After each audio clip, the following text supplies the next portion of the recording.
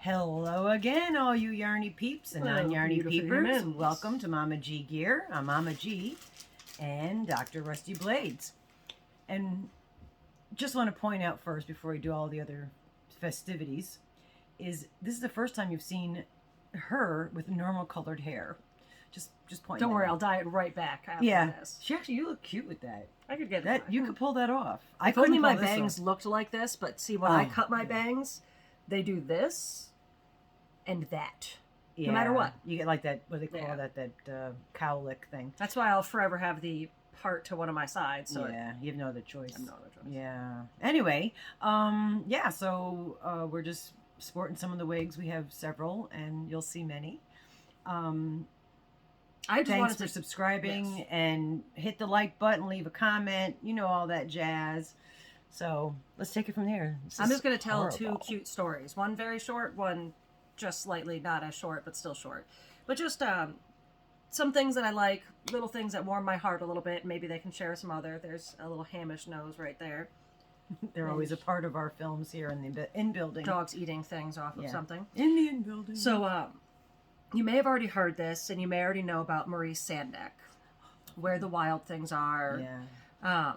He once got a note from a kid named Jim that absolutely loved his work. So in response to that, he actually wrote a note back and said, I'm paraphrasing on his note, but it said, "Dear Jim, thank you so much for being a fan." And he drew an original one of his drawings right onto that note for him, mailed it out.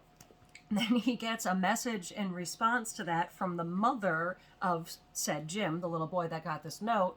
And it was basically saying, "My son loved your card so much he ate it." And Maurice, in response to this, said, I'm going to actually read this so I don't screw up his quote, because it's someone's quoted words. That, to me, was the highest compliment I had ever received. He didn't care that it was an original Maurice Sendak drawing or anything.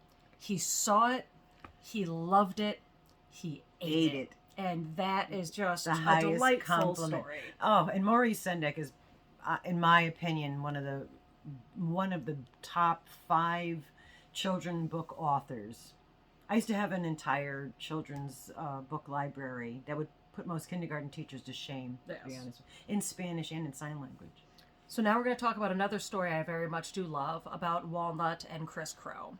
I'm going to try to see if I can angle this so you can kind of see it. Which one's Waldo? Where's Waldo? Walnut. Oh, Walnut. I'm sorry. Walnut. I heard the name right. Right. No, you're fine. Walnut.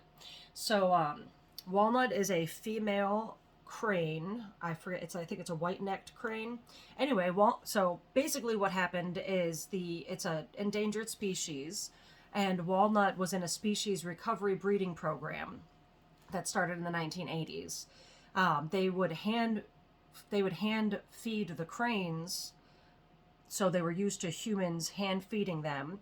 And at the time, they didn't understand the measures of what this was actually doing with the imprint of the humans on the crane. So as a result, Walnut did not recognize that she was a crane, and she actually recognized herself as to being a human because that's what she was used to. She identified as a human. Yes. Yeah. They can't prove that Walnut killed 2 of her suitors, but that's kind of what happened. And being that it was an endangered population, they didn't want, and the gene pool was already so small, they didn't want a chance of getting even smaller. So they weren't actually sure what to do until they recognized Walnut's appreciation for Chris Crow, this man whom started working at the institution in 2004, which is also about the time that Walnut became part of this program that had been going on since the 1980s. They started noticing that Walnut was ignoring all the other men and all the other crane, and started doing courtship dancing and mating dancing. She was in love. She was. And Chris soon realized that maybe if he were to reciprocate these mating dances, it might be possible to artificially inseminate Walnut, thus helping the population. And that's exactly what happened. It's amazing. So Chris and Walnut have 5 children together. Oh, geez. They were adopted. Yes. They weren't inseminating her with the guy. Yes, the human. obviously it Okay, was Crane. I just want to clarify that. It's just in the birds. Yeah. The bird believed this, and that's Right. what. And usually with artificial insemination, it would result in the bird having to be pinned down. It would be kind of traumatic for them. Whereas in this situation, because the bird accepted Chris to the be human. the forever mate, and Right. cranes they live for a long time and they mate for life. Right. It made it much more pleasant it actually worked out even better for Walnut. Yeah. So they have the 5 children together, and other crane couples actually raise the children because they realize that Chris is not equipped enough to be a crane dad. However, So they did get artificial eggs to sit on, which worked out better because Chris couldn't technically sit on a real egg, but he was able to sit on the artificial egg. She doesn't know this full story. No, I which is don't. why that's why I wanted to do this on live film. Great. Yeah.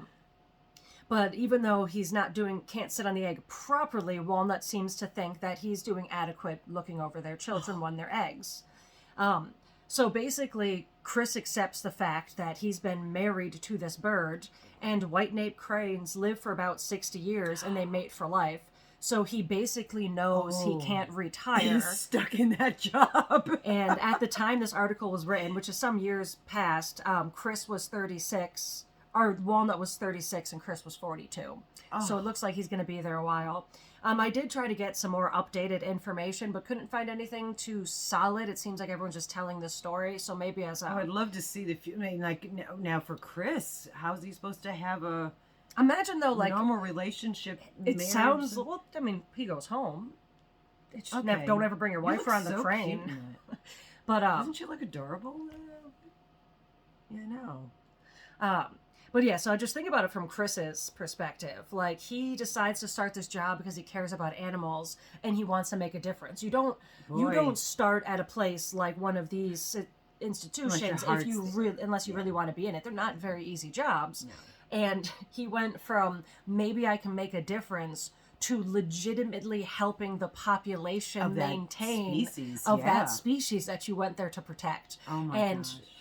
I could only hope that when I do find an updated article, which trust me, I'll be letting you all know because I'll be excited about it. Oh, very much so. That we have some more good information about. Chris just and Walnut. great story. Oh my gosh, Chris and Walnut. Absolutely adorable. Yeah, They're good at focused right at the right time. Too. They look so cute together. Yeah. I wonder if they had a wedding. I don't know. Well, they did the mating dances, so that's technically. They did the mating dance. Yeah. Okay, so that works. Yeah. I would love to meet this human. So here's one of the things we're going to do, and it's going to be my positive stories because I love to read news and I love to read science, but sometimes you just need a little bit of spark of just that humanity getting back in your heart so you can keep going. But we'll stop this while she's joking so she can take a sip. I'm done anyway. Oh, we're done? That was the end of my stories. All right. I don't know. We'll be back another day. I don't know how to make crow noises, but whoa, whoa.